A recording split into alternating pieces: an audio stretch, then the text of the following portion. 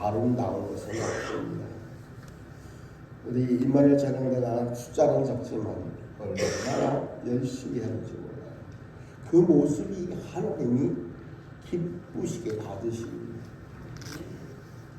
근데 그런 모습이 오늘 본문 속에 기록되어져 있는 이 나만이라고 하는 사람에게는 없었습니다.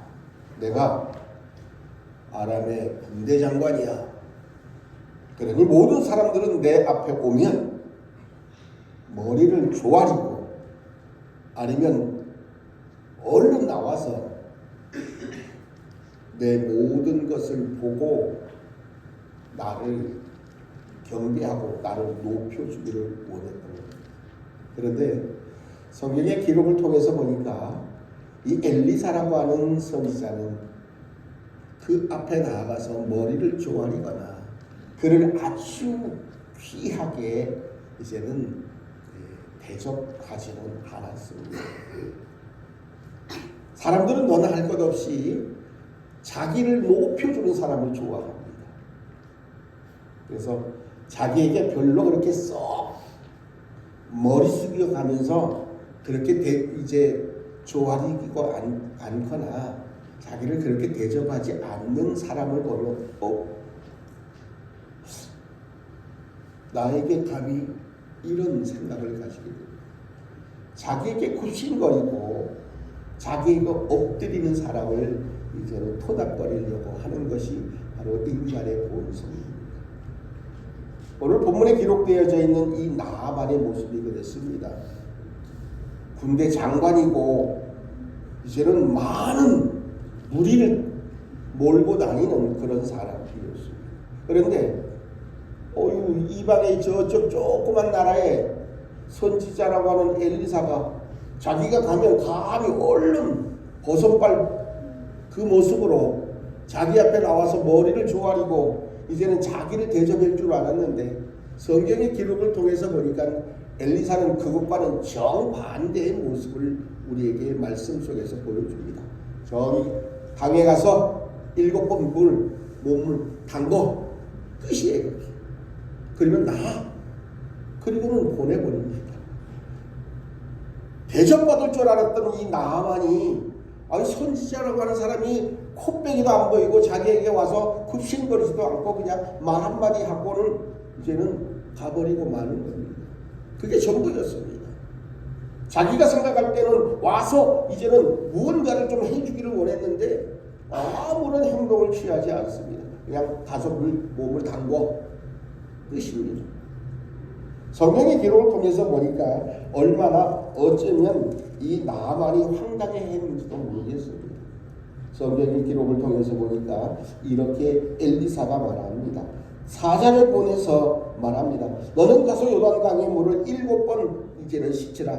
네 살이 회복되어서 깨끗하게 될 것이다 라고 사람을 시켜서 그게 전부입니다. 어떻게 보면 어처구니 없는 그런 모습일 수도 있겠습니다. 나아만은 이렇게 생각을 합니다. 나아만이 노하여 물러가며 말합니다. 내 생각에는 그가 내게로 와서 서서 그의 하나님 여호와의 이름을 부르며 그의 손을 그 부위에 흔들어서 내 나병 곧 한센병을 고칠까 그렇게 기대했는데 엘리사는 찾아오지도 않고 사람을 보내가지고 저기 가서 요단강 가서 7번 몸을 씻어. 그러면 내 몸이 깨끗해질 거야. 이게 끝이었어.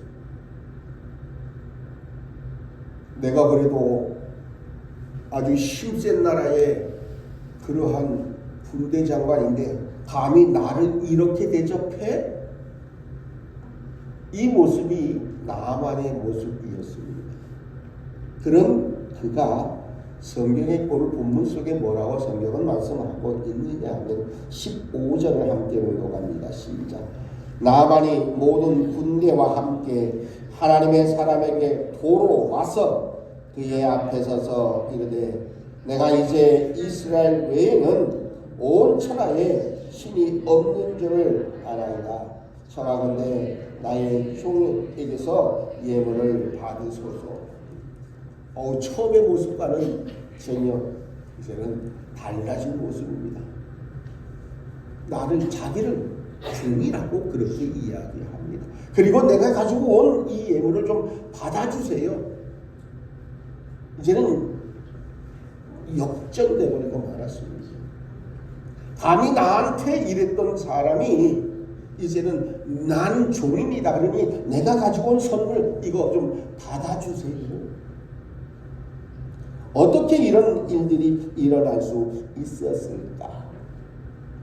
바로 주목할 것은 나만의 이 아람의 군대 장관이었던 곧 이방 사람이었던 이 나만의 모습을 우리는 말씀 속에서 다시 한번 분명히 발견하게 해야 합니다. 말씀은 예수님께서 10사람의 한센병의 환자들 가운데에 이제는 치유받았던 10명 가운데에 돌아와서 인사했던 사람 곧 사마리아 사람 곧 이방 사람이었던 모습이 누가복음 17장에 기록이 되어져 있습니다. 치유받은 10명의 한센병 환자 중에서 예수님 앞에 나와서 감사하며 또 그 은혜를 기억했던 사람은 한 사람이었습니다. 그 역시 이제는 이방 사람이었습니다. 오늘 본문에 기록되어져 있는 이 나만 역시 이방 사람이었습니다. 여기서 우리가 생각해 볼 것이 있습니다. 순종한 이방인과 불순종한 선민 이스라엘 백성들을 우리는 다시 한번 생각해 보아야 합니다. 순종한 이방인과 불순종한 이스라엘 백성들, 과연 하나님의 백성이 누구일까 하는 겁니다. 이방 사람들 별거 없어 라고 말하는, 스스로 선택받은 선민이라고 생각했던 이스라엘 백성들의 모습은 말씀에 순종하는 것이 아니라 난 안 해도 돼 라고 하는 그런 잘못된 교만의 모습이었던 겁니다. 하나님의 말씀은 우리들에게 늘 말씀합니다. 교만은 패망의 선봉이고 넘어짐의 앞잡이라고 이야기합니다.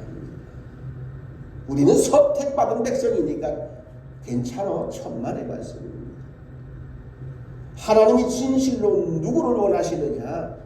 불순종한 선택받은 백성이 아니라 순종했던 이방인이라는 사실을 우리는 다시 한번 기억해야 됩니다. 그렇다면 나는 어느 편에 속하느냐?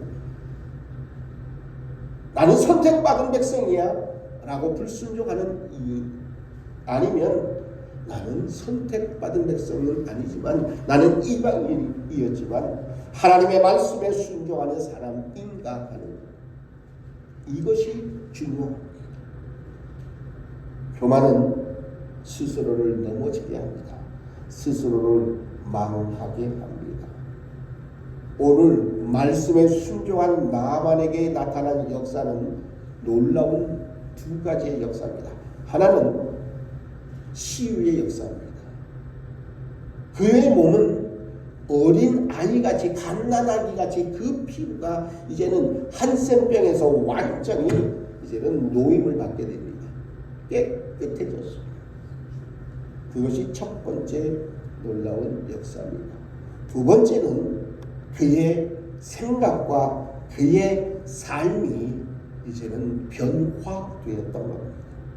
오늘 봉독한 말씀에 나만이 이렇게 고백을 합니다. 15절을 다시 한번 봉독해 보겠습니다.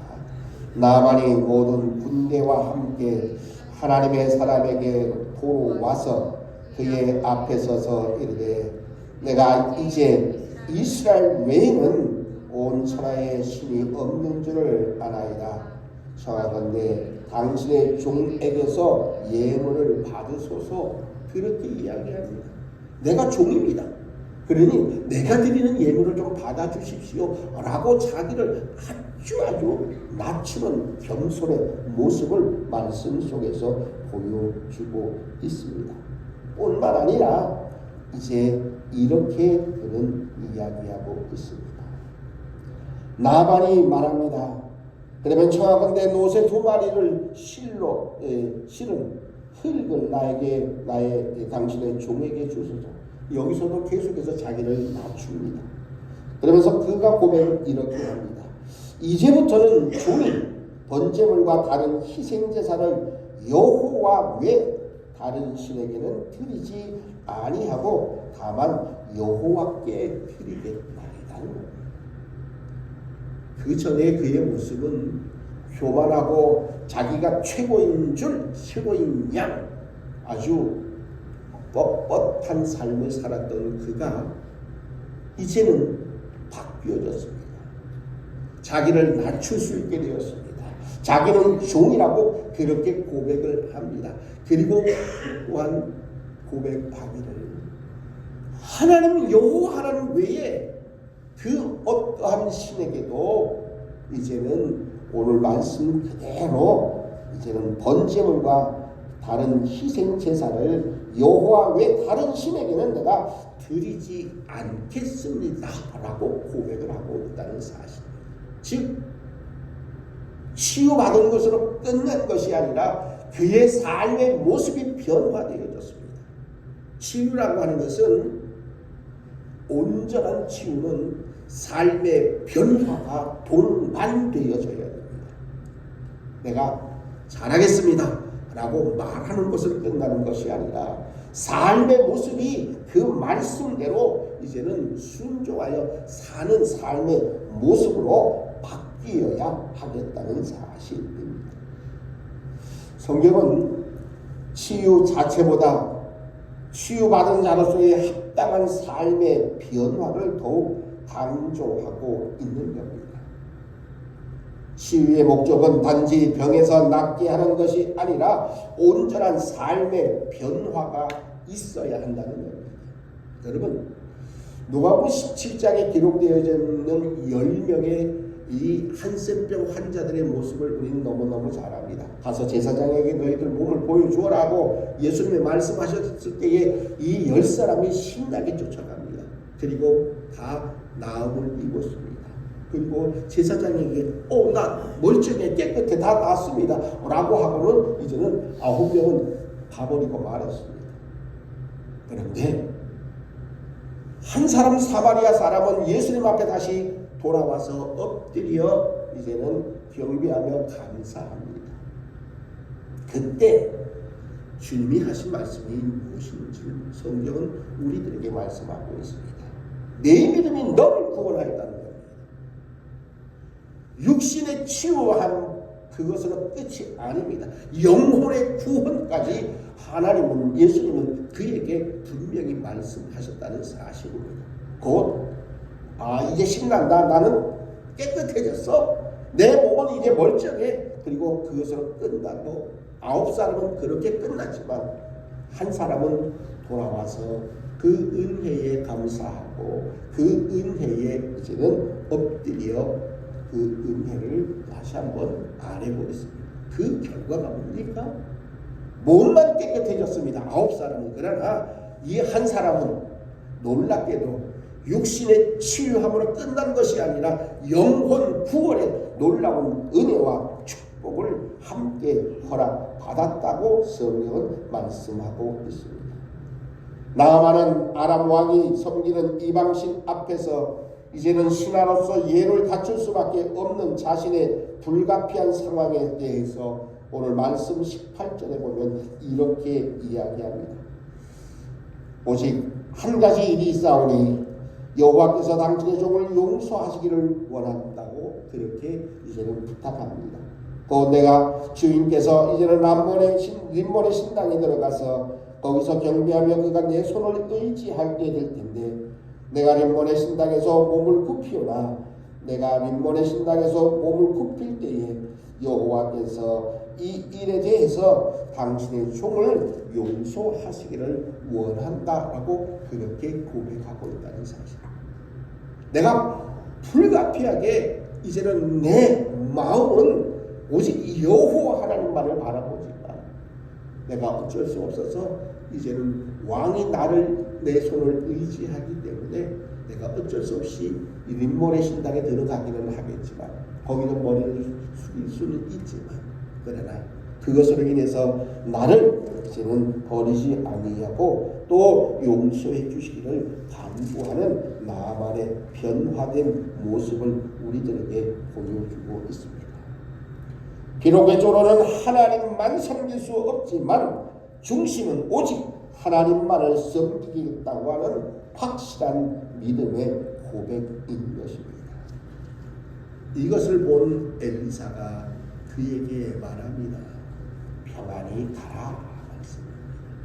이 평안히 가라고 하는 이 말씀은 우리 주님도 하신 말씀입니다. 우리가 살아가는 삶의 모습 속에서 때로는 내가 하나님 앞에 열심히 기도하고 그 기도에 응답받아서 내 육신이 또한 내 환경이 내 모든 처지와 형편이 이제는 내가 기도한 대로 되어진 것으로 끝이 아니라는 겁니다. 진정한 치유와 진정한 회복은 우리의 몸이 우리의 형편과 상황이 호전되어지고 회복되어지는 것으로 끝나는 것이 아니라 나의 삶의 모습이 온전히 하나님 먼저 하나님 중심의 신앙으로 변화되어져야 한다는 사실입니다. 이것이 진정한 그리스도인의 모습입니다. 말로만 하는 모습이 아닙니다. 우리 그리스도인들이 사람들에게 믿지 않는 사람들에게 때로는 손가락질을 받습니다. 뭐만 살았어요? 입만 살았다는 거예요. 그 얘기 무슨 얘기입니까?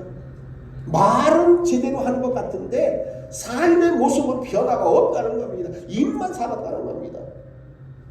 그래서 더 심지어는 무슨 얘기를 합니까? 물에 빠지면 뭐만 뜬다 그래요. 물에 빠지면 입만 뜬다 그래요. 얼마나 입은 말을 잘하는지. 그러나 삶의 모습이 변화되지 아니하면 그것으로 끝나버리고 말합니다. 진정한 그리스도인의 모습은 치유한 것으로 끝나는 것이 아니라 그의 삶의 모습이 변하는 겁니다. 그것이 바로 진정한 그리스도인의 모습이라는 사실을 오늘 나아가는 말씀 속에서 우리들에게 다시 한번 분명히 보여주고 있습니다. 이에 반해서 선민 이스라엘은 하나님의 말씀에 순종한 것이 아니라 불순종하고 타락하였습니다. 겉으로는 하나님만을 섬긴다고 그렇게 자부하지만 속으로는 오히려 이방신을 겸하여 섬기고 있다는 사실입니다. 자, 그렇다면 누가 진정한 하나님의 백성이겠느냐는 겁니다. 일단은 대한민국에 태어났어. 그런데 태어나기는 대한민국에 태어났는데 엉뚱하게 대한민국을 위해서 사는 삶이 아니라면 그 사람이 진정 대한민국 사람이겠느냐는 거예요.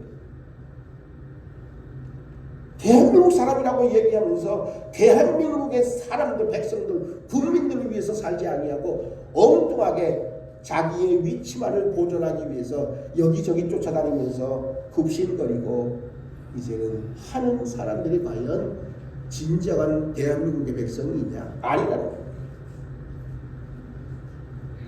하나님이 누구를 원하실까? 하나님은 곧 하나님의 말씀에 순종하는 하나님의 백성들을 원하고 계시다는 사실입니다. 그래서 로마서 2장에 보면 사도 바울이 엄청나게 말씀 속에서 이렇게 말씀해주고 있습니다. 한번 찾아볼까요? 로마서 2장을 한번 찾아볼까요?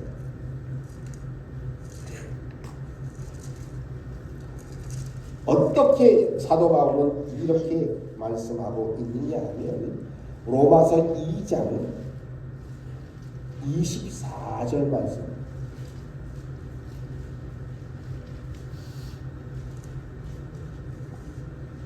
로마서 2장 24절.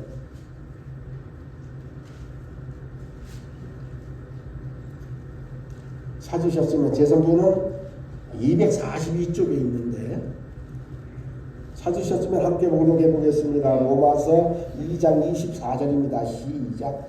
기록된 바와 같이 하나님의 이름이 너희 때문에 이방인 중에서 모독을 받는도다. 얼마나 얼마나 내가 선택받은 백성인데 그러면서 말씀에 순종하지 아니하고 살았으면 이방인들에게 모독을 당한다는 겁니다. 그 이중적인 마음을 가진 사람들을 사도 바울은 28절에 이렇게 얘기합니다. 무릇 표면적인 유대인이 아니요 표면적인 육신의 할례가 아니라는 겁니다. 야, 우리는 선택받은 백성에서 우린 할례 받았어. 그러니까 우린 끄떡없어. 천만의 말씀입니다. 표면적인 유대인은 하나님이 원하시는 것이 아니라는 겁니다. 하나님이 진실로 원하시는 것은 껍데기가 아니라는 겁니다. 속 중심이 중요하다고 분명히 말씀하고 있습니다. 29절에 이렇게 말씀합니다. 오직 이면적인 유대인이 유대인이며 할례는 마음에 할지니 영에 있고 율법조문에 있지 아니한 것이라. 그 칭찬이 사람에게서가 아니요 다만 하나님에게서로다 라고 이렇게 이야기합니다. 야, 우리는 할례받은 민족이야. 우리는 할례받은 민족이야. 그래서 선택받았어. 천만의 말씀입니다. 하나님이 원하시는 것은 그것이 아니라는 겁니다. 표면적이 아니라 속 중심이 중요하다라고 거듭 말씀 속에서 이제는 유대인들을 책망하고 있다는 사실입니다. 그래서 존 웨슬리 목사님은 이렇게 또한 그 사람들을 이렇게 이야기합니다. 명목상의 그리스도인이라는 겁니다. 그들은 이름만 그리스도인이지 삶의 모습은 그리스도인이 아니라는 겁니다. 우리는 어떻습니까? 나는 표면적입니까? 아니면 진정한 이면적입니까? 껍데기가 아니라 내 속 중심이 하나님이 인정할 만한 진정한 그리스도인이 되어져야 한다는 말씀입니다. 진정한 그리스도인은 그러므로 입술의 말이 아니라 삶의 변화로 입증해 주어야 합니다. 아, 저 사람은 진짜 예수쟁이 맞구나. 저 삶의 모습을 보니까 진짜 예수쟁이야. 그런 말들이 다른 사람들의 입에서 흘러나와야 한다는 거예요. 우리가 진실로 우리 하나님이 인정할 만한 진정한 그리스도인 되기를 간절히 소망합니다. 입으로 말로 하는 삶이 아니라 진정한 변화되어진 그리스도인의 모습으로 살아가는 우리 모두가 되어질 때에 하나님이 우리들에게 우리 권사님이 기도하신 것처럼 그래 잘했어 내가 진정한 그리스도인이야 라고 하는 칭찬의 소리를 들으시는 우리 모든 하나님의 백성들 되시기를 주님의 이름으로 축복합니다. 하나님